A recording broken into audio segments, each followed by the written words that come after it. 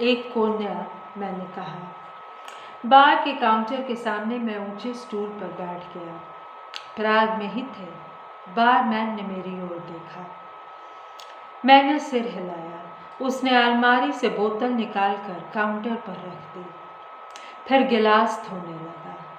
बाहर बर्फ गिर रही है। ज़्यादा नहीं, मैंने कहा। अकेले हो? नहीं, फ्रांस आएगा।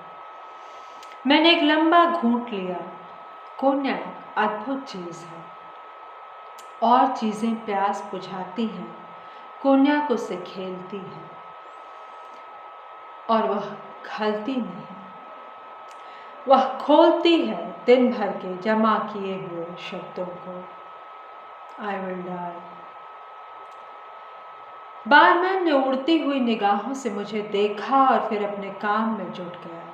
वह स्लोवाक था। अब तक वह शायद सब विदेशी छात्रों से परिचित हो चुका था जो यहाँ आते थे, लेकिन वह किसी को देखकर मुस्कुराता नहीं था। व्यावसायिक मुस्कुराहट उसके आत्मगौरव के नीचे थी। उसकी निगाह में सिर्फ एक पहचान होती थी। हमारे लिए यही काफ़ी थी। फ्रांस कैसा है? उसने आंखें उठाई। मज़े में, मैंने कहा। उसने संजीदा ढंग से सिर हिलाया, जैसे उसे मेरी बात पर विश्वास न हो। वह फ्रांस को बहुत पहले से जानता था। मैं यहाँ पहली बार टीटी और फ्रांस के साथ आया था पिछले साल। वे गर्मियों के दिन थे जब दूसरे सब बियर पब बंद हो जाते थे। हम यहाँ आते थे। यहाँ ठंडक थी और अंधेरा था। सौभाग्यवश यहाँ न कोई ऑर्केस्ट्रा था, न कोई नाचने आता था। दिन के समय भी एक उन्नीदा सा अलगाव रेंगता रहता। लगता था जैसे लड़ाई के दिनों में हवाई हमलों से बचने के लिए इसे बनाया गया हो। बेसमेंट में बैठकर लगता था जैसे सारा शहर हमारे ऊपर है, बर्फ और हवा और धूल। कंधे पर एक मुलायम सा दबाव पड़ा। मैंने मुड़कर देखा। फ्रांस खड़ा था अपने ओवरकोट में। काले कॉलर पर बर्फ के टुकड़े चिपके थे। कब आए? उसने पूछा। अभी। क्या लोगे? यहाँ नहीं।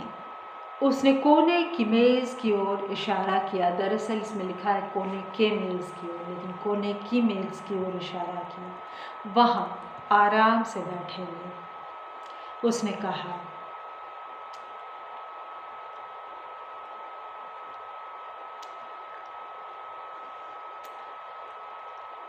मैं काउंटर से उठ खड़ा हुआ। एक वोदका, फ्रांस ने कहा। तुम और कोन्याक पियोगे?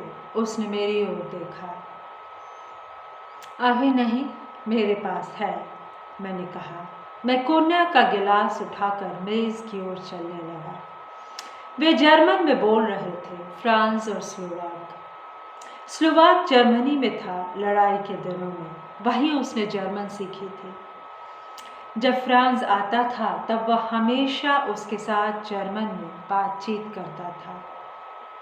मैं कोने वाली मेज़ पर बैठ गया। बीच में अंधेरा था। सिर्फ बार की बत्ती जल रही थी। बोतलों और गिलासों के कांच झिलमिला जाते थे। मैंने आंखें मोड़ ली। मैं पीने के बाद कांच पर रोशनी नहीं देख सकता। मैं पीने के बाद कांच पर रोशनी नहीं देख सकता। शायद कोई बचपन का डर रहा होगा। मुझे अचानक गहरी सी थकान महसूस हुई, सिर्फ टांगों में, जैसे वह दिन भर जमती गई हो और अब पिघल रही हो। मेरे संग अक्सर ऐसा होता है। कभी कभी समूची देह ताज़ी होती है, सिर्फ टांगें मरने लगती हैं। तुम सो रहे हो? फ्रांस ने कहा। मैंने गिलास से आंखें ऊपर उठाई।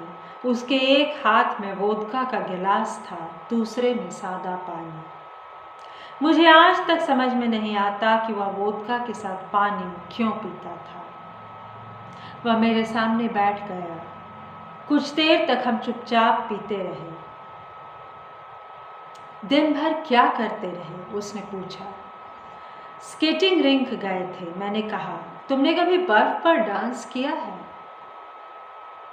क्या तुमने बर्फ पर डांस किया था? उसने पूछा। हमें स्केट नहीं मिल सके, मैंने कहा। तुम कभी वियना गए हो?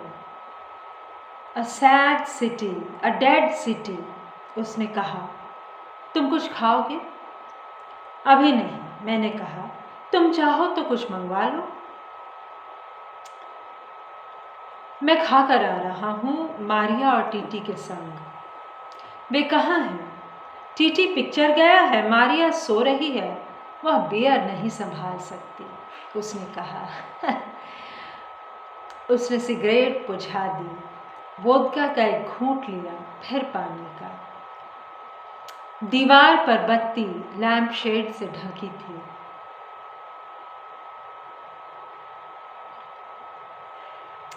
उसकी छाया फ्रांस के उजले बालों पर गिर रही थी। वह वोदका के गिलास से खेलने लगा। मैं बर्लिन जा रहा हूँ। उसके हाथ ठिठक गए। मुझे मालूम है, मैंने कहा।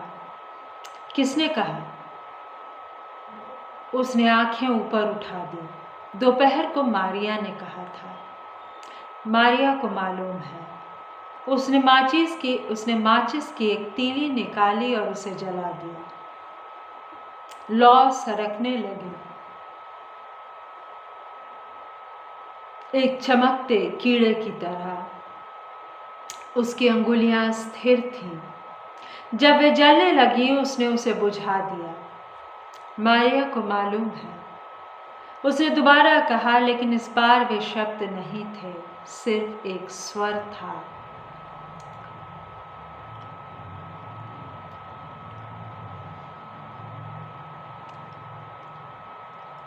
उस तीली की तरह जो जल गई थी लेकिन फिर भी थी। उसने उसे ऐश ट्रे में डाल दिया। कब आओगे? मैंने पूछा। क्रिसमस के बाद, उसने कहा। मुझे विस्मय हुआ। वे लोग जो घर जाते हैं क्रिसमस के बाद नहीं जाते। अभी 2 दिन बाकी है, तुम चाहो तो पहले जा सकते हो, मैंने कहा। कोई फर्क नहीं पड़ता, उसने कहा। उसने अपने बालों को पीछे समेट लिया। उसके हाथ अब भी माचिस से खेल रहे थे। मैं निश्चित नहीं हूं कि मैं वापस प्राग आ सकूंगा, उसने कहा। मैं समझा नहीं। उसकी ओर देखा। वह पी रहा था। माथे पर पसीने की बूंदें चमक रही थी। इन सर्दियों में, मैंने कहा, मुझे शायद प्राग छोड़ना पड़े। उसका स्वर बहुत धीमा था। तुम्हारा कोर्स अभी बाकी है, मैंने कहा। तुम समझते हो मैं उसे पूरा कर सकूंगा? बर्लिन में क्या करोगे? मालूम नहीं, लेकिन मैं यहाँ नहीं रह सकता, इस किंडरगार्टन में। तुम मेरी उम्र जानते हो? उसने मेरी ओर देखा। एक दयनीय सी मुस्कुराहट उसके होठों पर सिमट आई। 28 वर्ष, फिल्म स्कूल में 5 साल, और फिर उसने रुमाल से माथा पोंछा। उसका चेहरा सहसा सिकुड़ आया था। जानते हो, पिछले 1 साल में मैंने एक भी फिल्म नहीं बनाई, एक 15 मिनट की फिल्म भी नहीं,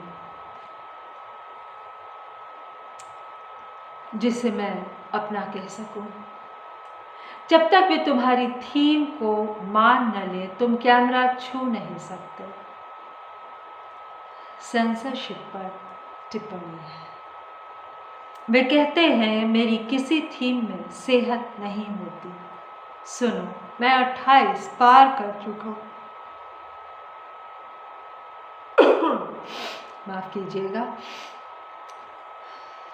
मुझे लगता है घर में बंद होने से ये सब कुछ ज़्यादा होता है। बहरहाल, कोरोना की शाम है। किसी दिन मैंने 1 बजे 2 बजे बनाया है। आज 9:30 बज रहे हैं, जबकि मैं 7 बजे तो नहीं, लेकिन 7:30 बजे मैंने दफ्तर का काम बंद किया और तब से इसी पर बैठना चाहती थी। फिल्म स्कूल में मैं सेहत खोजने नहीं आया था। उसके लिए बर्लिन में सैनिटोरियम है, मैं वहाँ रह सकता हूँ। उसने गिलास खाली कर दिया। हम चुप बैठे रहे। मैं मारिया के बारे में सोचने लगा। फ्रांस के बर्लिन जाने पर वह कितनी अकेली रह जाएगी, इसकी कल्पना भी दूभर लगी। शायद वे ठीक है, मुझे नहीं मालूम, उसने कहा। ठीक किस बारे में? सेहत के बारे में। एक लंबे सी मुस्कुराहट उसकी आंखों से झांकने लगी। तुम्हें अपना बचपन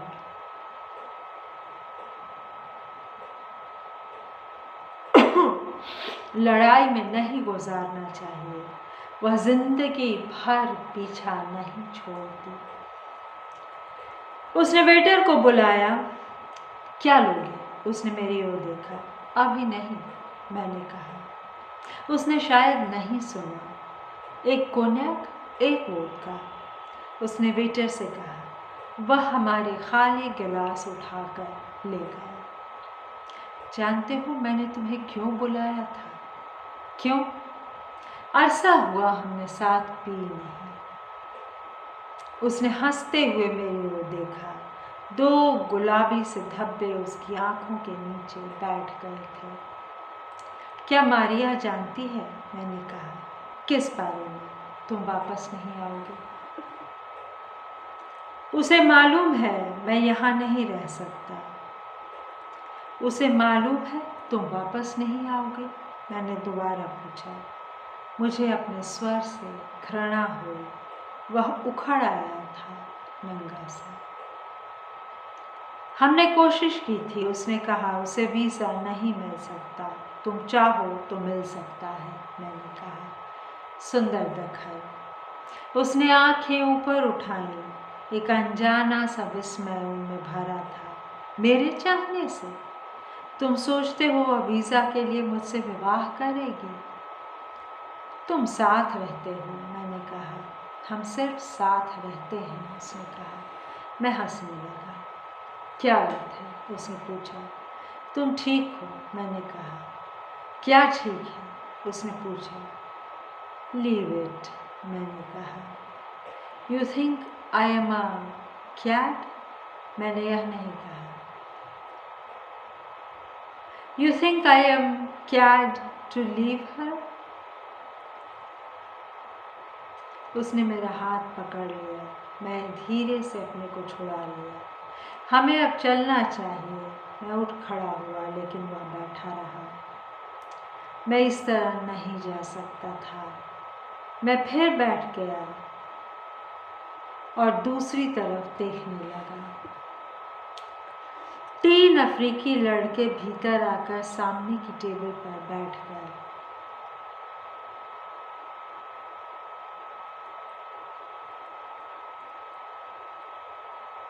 वे शायद बाहर की सर्दी से बचने के लिए आए थे। उनके काले घुंघराले बालों पर बर्फ रुई के बूंदों से चिपक आई थी। वेटर 2 गिलास हमारे सामने रख गया। Cheers daddy, cheers. उसने गिलास उठाया। वह बहुत पी लेने के बाद यही नाम लेता था। मैंने मुस्कुरा कर उसकी ओर देखा। उसकी आंखें सहसा बहुत अपरिचित सी लग रही थी। तो दोस्तों, मैं पढ़ रही हूँ आपके साथ उपन्यास वे दिन, और मुझे इसका बहुत कुछ याद है, लेकिन ये सारे वर्णन ये याद था कि 2nd चैप्टर में बॉन्ड हियरिंग है और